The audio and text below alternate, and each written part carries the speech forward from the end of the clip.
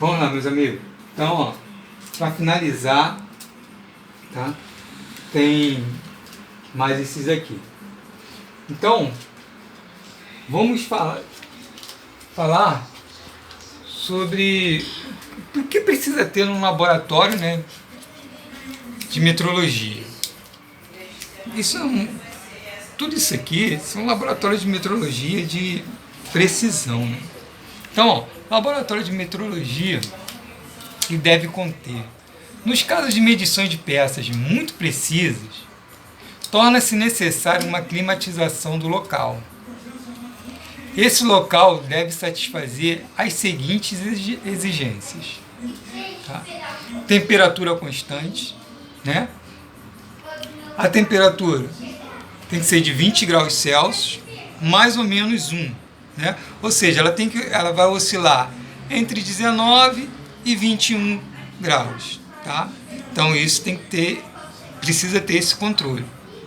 Até porque vocês sabem que uma polegada tem 25,4 milímetros na temperatura de 20 graus, oscilando, né? Oscilando em uma tolerância, né, de 1 grau. Legal? Então, voltando aqui. O grau higrométrico de no máximo 55, o ideal para o ser humano é 60. Mas no laboratório, o ideal é 55. É para não ter muita umidade no ar, que isso afeta os equipamentos eletrônicos, tá legal? Então tem esse controle. A ausência de vibrações e oscilações, né? Então imagina, tem máquinas muito sensíveis, máquinas que muitas das vezes a gente consegue medir 1/10 de milésimo, né? Tem a resolução de 1/100 de milésimo. Então, uma vibração, se tiver vibrações próximas desse laboratório, vai acusar na máquina, tá legal? E com isso vai mascarar a medição. Espaço suficiente, né? Imagine alguém medindo, né? Não podendo nem abrir os braços para poder fazer a medição, né? Um espaço muito pequeno, então precisa ter um espaço suficiente para poder fazer a medição. E uma boa iluminação, né? Iluminação é primordial, né? Vocês viram lá no laboratório que tem determinados instrumentos que os traços são muito próximos um do outro, então precisa dessa iluminação e limpeza, né, no laboratório, porque às vezes, dependendo da precisão do laboratório, uma poeirinha mascara a medida. Tá legal? Então, um laboratório de precisão ele precisa ter, no mínimo, isso aqui. Tá beleza, meus amigos? Agora vamos falar sobre o sistema métrico. O que vem a ser o sistema métrico?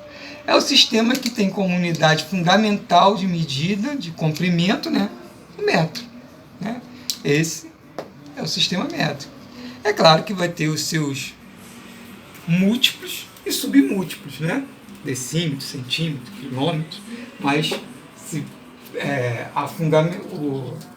a unidade fundamental que parte, né, é o metro. Aí nós vamos falar também do sistema inglês e americano. Esse sistema, desde quando eu entrei na mecânica, há muitos anos atrás, dizem que ele está em extinção. Mas, até hoje, não se extinguiu. Então, nós temos que aprender esse sistema. É mais chato para aprender, mas nós temos que aprender. Porque se vocês parem para pensar, vamos analisar um objeto de hoje, né? Hoje em dia.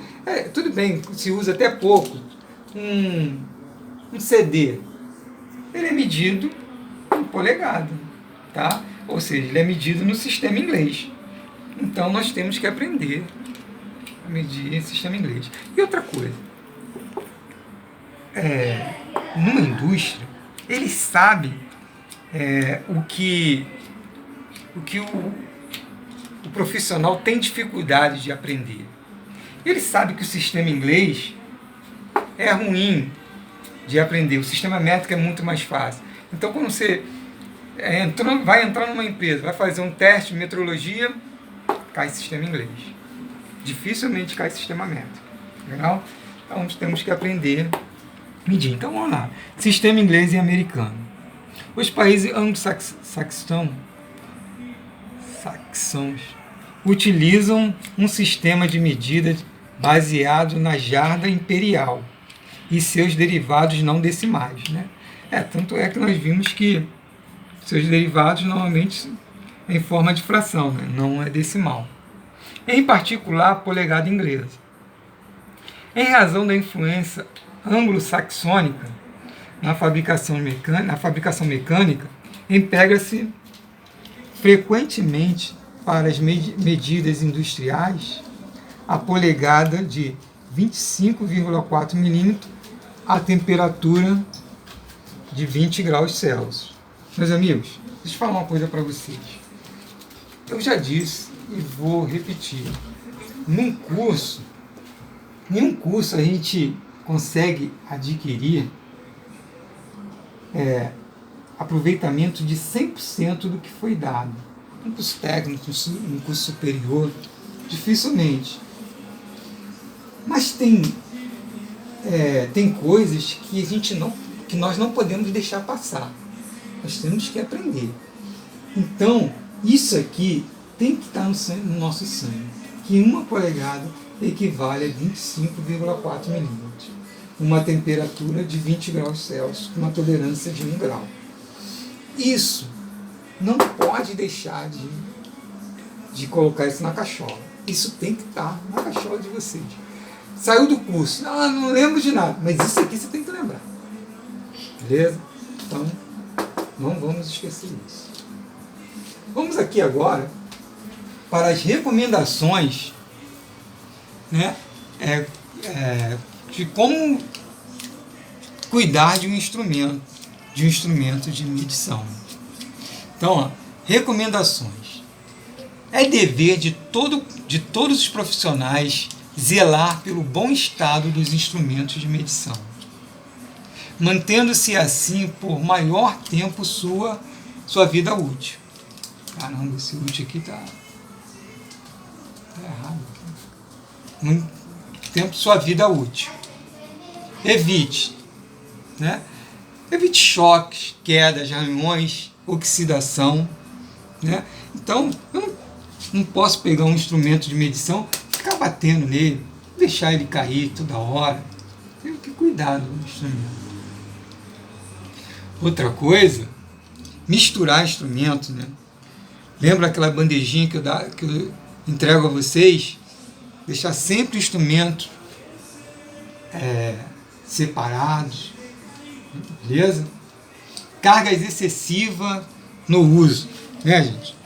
Na hora de medir, não vamos pressionar aqui até sair sangue na peça. Não.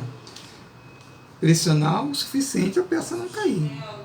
Essa é a maneira de medir. Vi quanto tem, água e puxa. Né? Porque aqui já vem uma outra recomendação. Medir provocando atrito.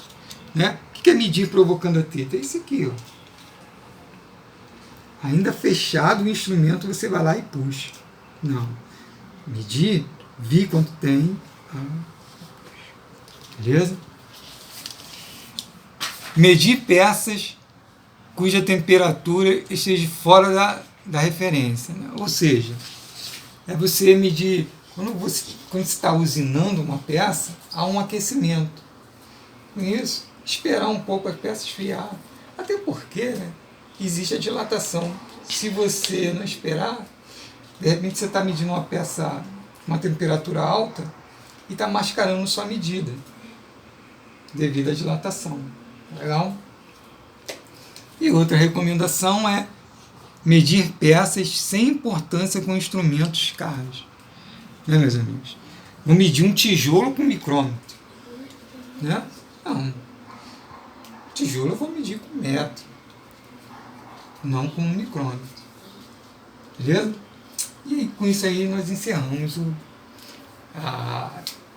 tudo isso aqui nós conseguimos fazer aquelas questões lá do questionário, tá legal? Então, muito obrigado pela atenção.